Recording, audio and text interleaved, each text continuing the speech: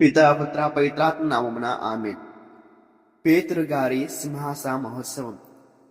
రోమా నగర పేతురు సింహాన మహోత్సవం భూలోక శ్రీసభల 1వ శతాబ్దంలో క్రీస్తు ప్రతినిధిగా శ్రీసభ పాలనా బాధ్యతల్ని అందుకున్న మొదటి జగద్గురువులు అపోస్తలుడైన పునీత పేతురు గారి సింహాస మహోత్సవాన్ని శ్రీసభ ఆరంభం నుండి జరుపుకున్నట్లు చరిత్ర చెబుతుంది.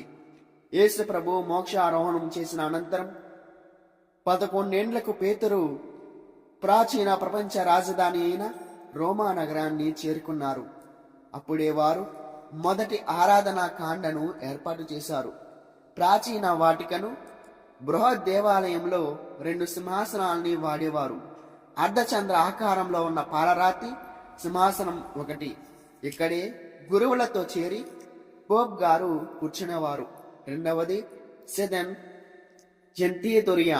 ఇలాంటిది మొదటి శతాబ్ద మధ్యకాలంలో రోమ్ నగరంలో అలంకార చిహ్నంగా వినియోగించేవారు. ఈ రెండవది నేటికి ఒక పెద్ద కాంస్యలో పేటికలో భద్రపరిచి ఉంది. ఈ కాంస్య పేటికను జర్మనీ అనే శిల్పి రూపొందించాడు. ఈ భద్రపరిచిన పేటికను పునీత పేతురు గారి దేవాలయంలో జాగ్రత్త పరిచారు. క్రీస్తు శకం 1867లో తొలి పోప్ గారు పేతురుని 18వ వేద సాక్షి మరణ వార్షికోత్సవ సందర్భంగా ఈ పవిత్ర సింహాసనాన్ని భక్తులు గౌరవించుకునేందుకు చిరసారిగా ప్రదర్శించారు. రోమ్ నగర పేతురు సింహాన మహోత్సవాన్ని పేతురు వేద సాక్షి మరణం పొందిన పండుగతో సమానంగా ఉత్సాహంగా పవిత్రంగా జరుపుకోవాల్సి ఉంది. వేద సాక్షి మరణం ద్వారా పేతురు మోక్షంలోని మహిమ సింహాసనాన్ని అత్యంత వైభవంతో అలంకరించారు అని పునీత లియో గారు తెలియజేశారు. రోమ్లోని పేతురు సింహాసనం వారిచే భూలోకంలో శ్రీసభ తరి అయిన వారు కూర్చోవడానికి స్థాపించారు. ఇక్కడే మన ప్రభువును రక్షకుడైన యేసు పేతురుతో, నీవు నా పేతురువు, ఈ రాతి మీద నా సంఘాన్ని నిర్మించెదవు, నరశక్తులు దీనిని జయింపజాలవు. మత్తాయి 16వ అధ్యాయము 18వ వచనము. అలాగే క్రీస్తు పేతురును ప్రజల ప్రధాన కాపరిగా నియమించారు.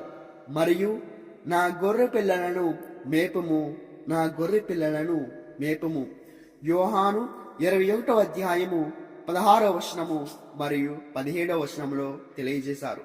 అందువల్ల కనబడే క్రీస్తు శ్రీసభకు తెర అయిన పోపు గారి కోసం, రోమా పవిత్ర నగర సంరక్షణ కోసం విశ్వాసల వేద సాక్షి మరణం పొందడానికి కూడా వెనకాడలేదు.